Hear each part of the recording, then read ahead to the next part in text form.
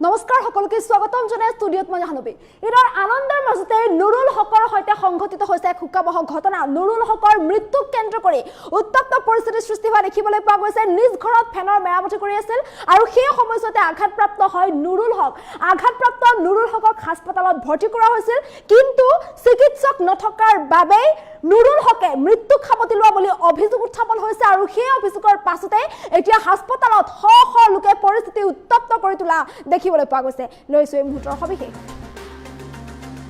ঈদৰ আনন্দৰ মাজতে নুৰুল হকৰ হুকাবহ ঘটনা ঈদৰ আনন্দৰ মাজতে ৰাজ্যত সংঘটিত হৈছে হুকাবহ ঘটনা নুৰুল হক নামৰ এজন যুৱকৰ মৃত্যু কেন্দ্ৰ কৰি সৃষ্টি হৈছে উত্তপ্ত পৰিস্থিতি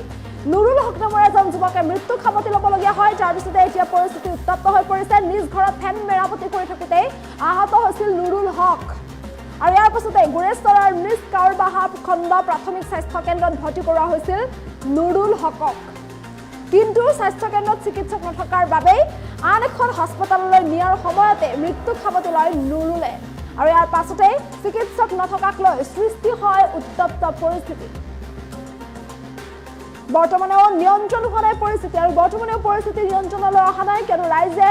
পৰিস্থিতি উত্তপ্ত কৰি তুলিছে প্ৰতিবাদ সাব্যস্ত কৰিছে ঘটনাস্থলীত আৰক্ষীৰ বৃহৎ দল উপস্থিত হৈছে আৰু পৰিস্থিতি নিয়ন্ত্ৰণৰ চেষ্টা অব্যাহত ৰাখিছে আৰু এইদৰে ঈদৰ আনন্দৰ মাজতে সংঘটিত হৈছিল এই হুকাবহ ঘটনা নুৰুল হক নামৰ এজন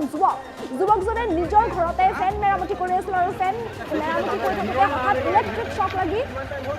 আঘাতপ্ৰাপ্ত হয় নুৰুল হক আঘাতপ্ৰাপ্ত নুৰুল হকক ততাতৈয়াকৈ লৈ যোৱা হয় হাস্পতাললৈ আৰু ইয়াৰ পিছতেই গুৰেশ্বৰৰ নিজ কাউৰবাহা খণ্ড প্ৰাথমিক স্বাস্থ্য কেন্দ্ৰত ভৰ্তি কৰা হয় নুৰুল হকক কিন্তু স্বাস্থ্য কেন্দ্ৰত চিকিৎসক উপস্থিত নথকাৰ অভিযোগ উত্থাপন হৈছিল আৰু স্বাস্থ্য কেন্দ্ৰত চিকিৎসক উপস্থিত নথকাৰ বাবে আন এখন হস্পিতাললৈ নিয়া হৈছিল নুৰুল হকক কিন্তু আন এখন হস্পিতাললৈ নিয়াৰ সময়তে মৃত্যুক সাবটি লয় নুৰুল হকে যাৰ বাবে এতিয়া ৰাইজে দাবী উত্থাপন কৰিছে চিকিৎসক নথকাক লৈ পৰিস্থিতি উত্তপ্ত কৰি তুলিছে আৰু এইদৰে ৰাইজে প্ৰতিবাদ সাব্যস্ত কৰিছে চিকিৎসক উপস্থিত নথকাৰ বাবে নুৰুল হকে মৃত্যুক সাবটি লোৱা বুলি অভিযোগ উত্থাপন কৰিছে আৰু তাৰপিছত হাস্পতালৰ বাহিৰত শ শ লোক উপস্থিত হৈ পৰিস্থিতি উত্তপ্ত কৰি তোলা দেখিবলৈ পোৱা গৈছে প্ৰতিবাদ সাব্যস্ত কৰা দেখিবলৈ পোৱা গৈছে তেওঁলোকে ন্যায় বিচাৰিছে ন্যায় বিচাৰি প্ৰতিবাদ সাব্যস্ত কৰিছে পৰিস্থিতি নিয়ন্ত্ৰণৰ বাহিৰলৈ গুচি গৈছে যাৰ ফলত বৃহৎ আৰক্ষী বাহিনী উপস্থিত হৈছে আৰু বৃহৎ আৰক্ষী বাহিনীয়ে পৰিস্থিতি নিয়ন্ত্ৰণৰ চেষ্টা অব্যাহত ৰাখিছে কিন্তু সমগ্ৰ ঘটনাক কেন্দ্ৰ কৰিয়ে এইদৰে উত্তপ্ত পৰিস্থিতিৰ সৃষ্টি হোৱা দেখিবলৈ পোৱা গৈছে নুৰুল হকৰ মৃত্যুক কেন্দ্ৰ কৰি এইদৰে পৰিস্থিতি উত্তপ্ত হৈ পৰিছে নুৰুল হক নামৰ এজন যুৱকে মৃত্যুক সাবটি ল'বলগীয়া হৈছে নিজ ঘৰতে ফেন মেৰামতি কৰি আছিল আৰু ফেন মেৰামতি কৰি থাকোঁতে ইলেক্ট্ৰিক শ্বক লাগি আঘাতপ্ৰাপ্ত হয় নুৰুল হক আঘাতপ্ৰাপ্ত নুৰুল হকক ভৰ্তি কৰা হৈছিল হাস্পতালত কিন্তু হাস্পতালত চিকিৎসক নথকাৰ বাবেই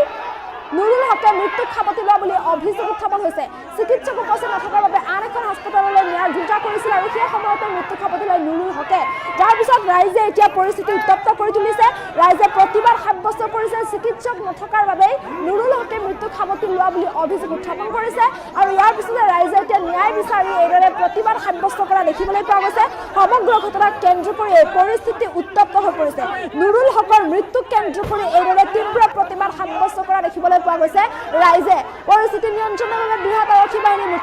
মোতায়েন কৰা হৈছে আৰু আৰক্ষীয়ে পৰিস্থিতি নিয়ন্ত্ৰণৰ চেষ্টা অব্যাহত ৰাখিছে হাস্পতালৰ বাহিৰত এইদৰে প্ৰতিবাদ সাব্যস্ত কৰা দেখিবলৈ পোৱা গৈছে ৰাইজে এইদৰে নিজ ঘৰতে ফেন মেৰামতি কৰি থাকোঁতেই আঘাতপ্ৰাপ্ত হয় নুৰুল হক যাৰ পাছত নুৰুল হকক ভৰ্তি কৰা হয় গুৰেশ্বৰৰ নিজ কাউৰবাহা খণ্ড প্ৰাথমিক স্বাস্থ্য কেন্দ্ৰত কিন্তু তাত চিকিৎসক নথকাৰ বাবে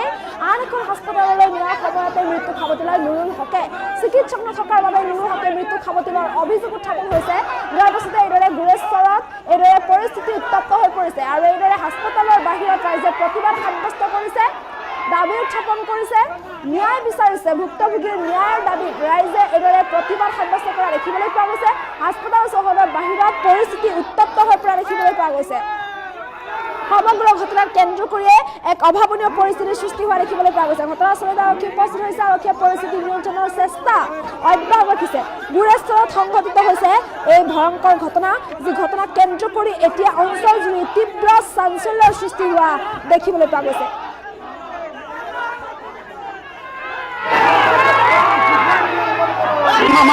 মোৰ বাচ্চা 7 বছৰীয়া ল'ৰা এটা মই লৈ মেডিকেলত আহিছোঁ 6টা বজাত আহিছোঁ মোৰ ল'ৰাটো লৈ জ্বৰ আহি কিনে চাওঁ মেডিকেলত কোনো এজন মানুহ নাই নথকাৰ পিছত মই আহি কিনে ইয়াত ল'ৰাটো আৰু মাতটোক থৈ কিনে মই জ্বৰ ল'ৰাটো থৈ কিবা পিছপিনে মই বাইদেউৰ চিষ্টাৰজনী মাত্ৰ গৈছোঁ চিষ্টাৰজনী মাতি আছো গেটত যাই চিষ্টা নাই তাই এনেকে গেছো যাই কিনে ঘূৰি আহি আকৌ বাইদেউজনী মাতিছো বাইদেউজনীয়ে মোক কয় কোনে থাকবো তাতে একলা একলা মই থাকিম নেকি তুমি থাকিবা নেকি তোমাৰ ৱাইফ থাকিব নেকি কৈছো আৰে বাইদেউ আপোনালোকৰ দায়িত্ব আপোনালোকে পালন কৰিব মোৰ ল'ৰাটো জ্বৰ মই জ্বৰ লৈ আছো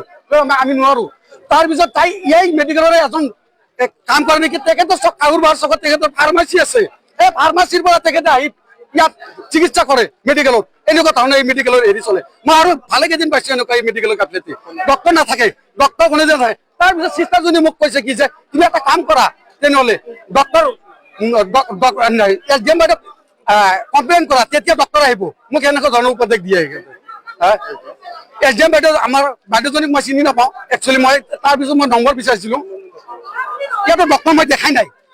মই ডক্টৰ দেখাই নাই মই মাহমান আগত মোৰ বাচ্চা 7 বছৰীয়া ল'ৰা এটা মই লৈ মেডিকেলত আহিছো 6টা বজাত আহিছো মোৰ ল'ৰাটো লৈ জ্বৰ আহি কিনে চাওঁ মেডিকেলত কোনো এজন মানুহ নাই নথকাৰ পিছত মই আহি কিনে ইয়াত ল'ৰাটো আৰু মাতটোত থৈ কিনে মই জ্বৰ ল'ৰাটো থৈ ইফালে পিছপিনে মই বাইদেউৰ চিষ্টাৰজনী মাতিব গৈছো চিষ্টাৰজনী মাতি আছো গেটত যাই চিষ্টা নাই তাই এনেকে গেছো যাই কিনে ঘূৰি আহি আকৌ বাইদেউজনী মাতিছো বাইদেউজনীয়ে মোক কয় কোনে থাকবো তাতে একলা একলা মই থাকিম নেকি তুমি থাকিবা নেকি তোমাৰ ৱাইফ থাকিব নেকি কৈছো আৰে বাইদেউ আপোনালোকৰ দায়িত্ব আপোনালোকে পালন কৰিব মোৰ ল'ৰাটো জ্বৰ মই জ্বৰ লৈ আছো আমি নোৱাৰো তাৰপিছত তাই এই মেডিকেলৰে এজন কাম কৰে নেকি তেখেতৰ কাহুৰবাৰ চকত তেখেতৰ ফাৰ্মাচী আছে এই ফাৰ্মাচীৰ পৰা তেখেতে আহি ইয়াত চিকিৎসা কৰে মেডিকেলত এনেকুৱা ধৰণে এই মেডিকেলৰ হেৰি চলে মই আৰু ভালে কেইদিন পাইছো এনেকুৱা এই মেডিকেলৰ গাফিলতি ডক্টৰ নাথাকে ডক্টৰ কোনে যে থাকে তাৰপিছত চিষ্টাৰজনী মোক কৈছে কি যে তুমি এটা কাম কৰা তেনেহ'লে ডক্টৰ এছডিএম বাইদেউ কমপ্লেইন কৰা তেতিয়া ডক্টৰ আহিব মোক এনেকুৱা ধৰণৰ উপদেশ দিয়ে এছডিএম বাইদেউ আমাৰ বাইদেউজনীক মই চিনি নাপাওঁ একচুৱেলি মই তাৰপিছত মই নম্বৰ বিচাৰিছিলো ইয়াতো ডক্টৰ মই দেখাই নাই মই ডক্টৰ দেখাই নাই মই নুৰুল হক নামৰ ল'ৰা এজনৰ ঘৰত কাউৰু বাহাতেই কাৰেণ্টত শ্বৰ্ট হ'ল তৎক্ষণাত আনি আমাৰ বৰগুলি ব্লক PHCত আনি মানে দেখুৱাবৰ কাৰণে লৈ আহিল অহাৰ পিছত ইয়াত কোনো নাই গোটেই ষ্টাফ তাৰমানে গোটাই গেটত তালা লগোৱা নাই কিন্তু গেট টোটেলি বন্ধ কোনো এজন ষ্টাফৰ ইয়াতে কৰ্মচাৰী নাই যাৰ ফলত ল'ৰাজন ইয়াৰ পৰা বাহিৰত লৈ যাব লগা হ'ল আধা বাটত যাই তেখেতৰ মৃত্যু হ'ল গতিকে এই মেডিকেলখনত বৰগুলি ব্লক PHCখনত এনেকুৱা ধৰণৰ আজিৰ এই ঘটনাটোই নহয় পূৰ্বৰ পৰাই এই ঘটনাটো ঘটি আহিছে আমি দাবী কৰিছো আমি বৰগুলি মাদেকাটা কাউৰবাহা অল এই অঞ্চলৰ ৰাইজ আমি দাবী কৰিছো ইয়াত যিজনী এছডিএম বাইদেউ আছে এই এছডিএম বাইদেউজনীৰ গাফিলতিৰ কাৰণে আজি এনেকুৱা ধৰণৰ ঘটনা ঘটিব পালে আমাৰ ৰাইজৰ দাবী এটা যেতিয়ালৈকে ডিচি ছাৰ